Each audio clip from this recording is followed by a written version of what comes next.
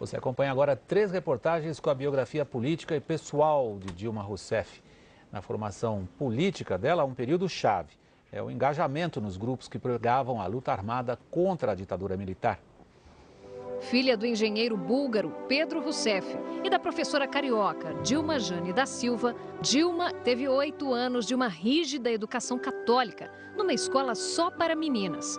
Mesmo assim, aprontou bastante.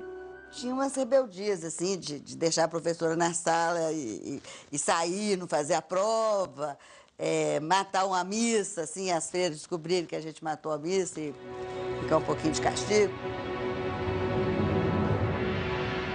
Dilma Rousseff morou durante a infância e a juventude aqui na rua Major Lopes, no bairro São Pedro, de classe média alta, na região centro-sul de Belo Horizonte. A casa era essa aqui, número 469. Hoje é um ponto comercial, mas ainda pertence à família. No tempo em que a maioria das escolas públicas era boa, Dilma foi para o Colégio Estadual Central, reduto dos intelectuais mineiros. Era a década de 60, um período sombrio da história brasileira. Neste contexto, as pessoas começam a se agrupar mais clandestinamente, participar de organizações, mais leitura, etc. e tal. E a Dilma, neste momento, começa a ter a sua área de simpatia pela POLOP, Política Operária. Entre passeatas e comícios, conhece o primeiro amor e juntos ajudam a fundar o Comando de Libertação Nacional, o Colina. Assim que se casou pela primeira vez, em 1967, Dilma veio morar com o marido Cláudio Galeno neste prédio na região central da capital mineira. Como o apartamento é amplo, 220 metros, 3 quartos, o local servia de ponto de encontro para as reuniões dos militantes. A vida deles aqui durou 3 anos, até que a ditadura começou a persegui-los. Em 68, com o ato institucional número 5, a repressão ficou mais violenta. Começam os anos de chumbo.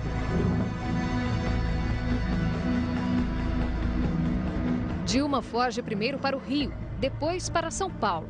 Nós saímos de Belo Horizonte no início de 69, no primeiro semestre de 69, quando assim, a repressão aumentou muito e tinham sido presos vários companheiros ligados ao nosso grupo político.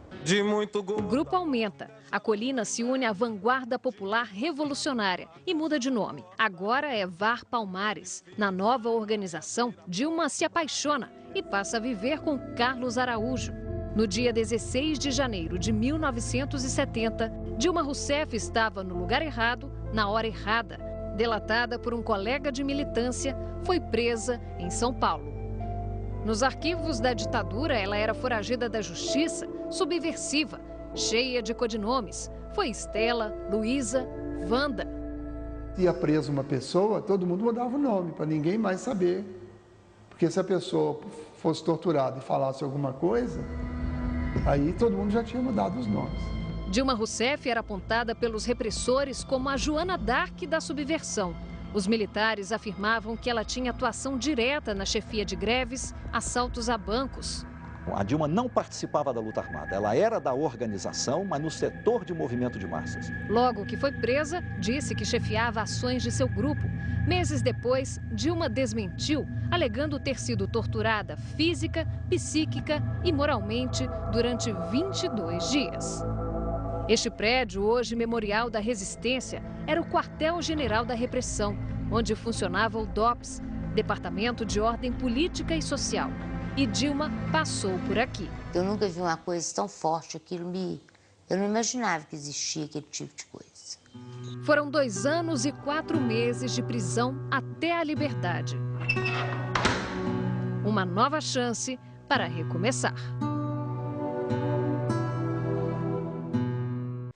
Mas não era política o centro da vida de Dilma quando ela saiu da cadeia. Porto Alegre foi o porto seguro para o recomeço. No sul, Dilma Rousseff viveu uma das fases mais tranquilas da vida dela.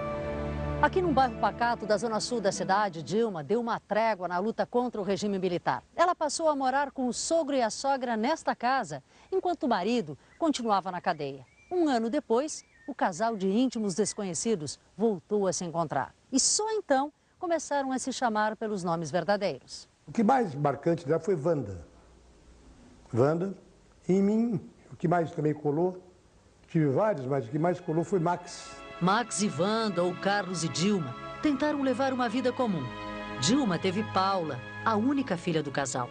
Voltou a estudar economia e conseguiu o primeiro estágio.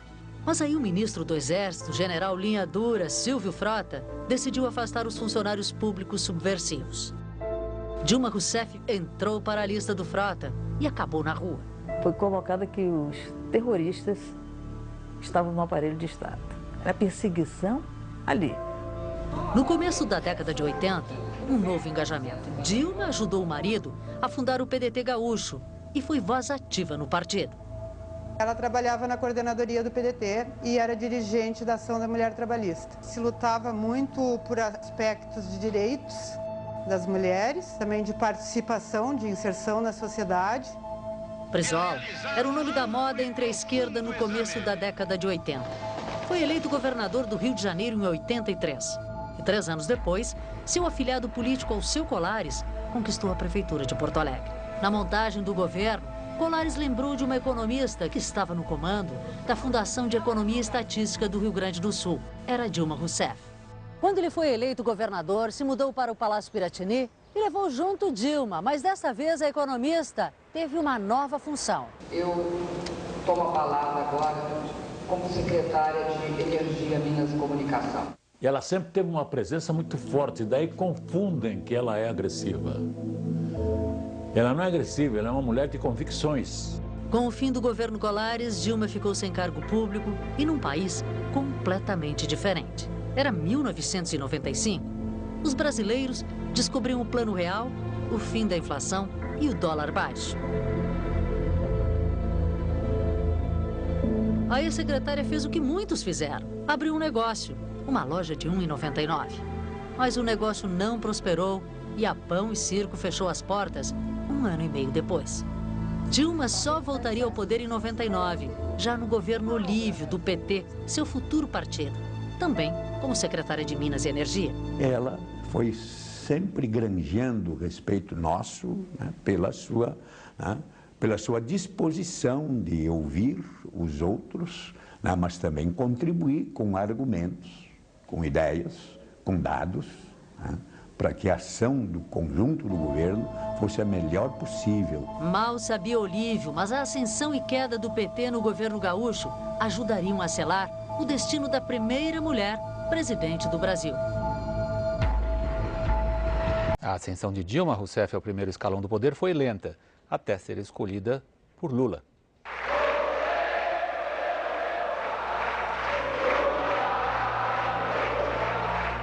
Uma vitória histórica para o país e para o PT. Uma derrota histórica para os gaúchos e para o PT. Se hoje Dilma Rousseff é a estrela do partido, há bem pouco tempo não era assim. Ela saiu de um governo derrotado para um futuro incerto com a eleição de Lula. Hoje é o dia do reencontro do Brasil consigo mesmo. Mas foi um desencontro que selou o destino da primeira mulher presidente do Brasil. O ministério será anunciado segunda-feira, sem a participação do PMDB. E assim, a ex-secretária do Rio Grande do Sul apareceu como um azarão no Ministério de Minas e Energia em 2003. Meus agradecimentos ao meu presidente. Na primeira foto oficial, nenhum destaque. Ela ocupava a segunda fila, mas o desafio como ministra era de primeira necessidade: evitar um novo apagão energético. Provavelmente 2006 não, provavelmente 2007 não. O risco pode começar em 2008. O apagão não veio. Logo, Dilma caiu nas graças de Lula. Eu trouxe a Dilma aqui para sorrir para você. Pronto, agora sim. No momento mais difícil do governo, quando Lula perdeu seus homens fortes envolvidos em escândalos. Zé Dirceu, se você não sair daí rápido, você vai fazer réu um homem inocente que é o presidente Lula. Dilma se fortaleceu e foi escolhida para substituir José Dirceu, seu companheiro de luta contra o regime militar.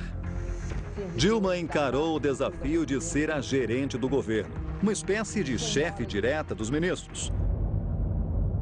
Em 2008, explodiu o escândalo dos cartões corporativos. Teve ministro gastando mais do que poderia.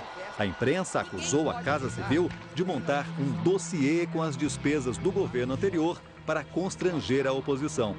A quem interessa colocar problema onde não tem? Era o que o Senado queria saber. O senador José Agripino disparou. Se Dilma havia mentido no período da ditadura, quando foi presa, por que não estaria mentindo agora também? Eu tinha 19 anos, eu fiquei 3 anos na cadeia e eu fui barbaramente torturada, senador. E qualquer pessoa que ousar dizer a verdade para interrogadores compromete a vida dos seus iguais. Entrega pessoas para serem mortas. Outras crises vieram, mas o nome da ministra ficava cada vez mais forte. Ela quem comandava os planos de exploração de petróleo do pré-sal e controlava o orçamento do PAC, o Programa de Aceleração do Crescimento. A Dilma é uma espécie de mãe do PAC. É ela que cuida, ela que acompanha. E também foi ela a candidata escolhida pelo presidente para concorrer à sucessão. Eleger a Dilma é uma coisa prioritária na minha vida neste ano. Na trajetória rumo à presidência, Dilma Rousseff viu a amiga e braço direito Erenice Guerra deixar a Casa Civil sob acusação de tráfico de influência, superou um câncer no sistema linfático, ganhou um neto, fez plástica e colecionou visuais.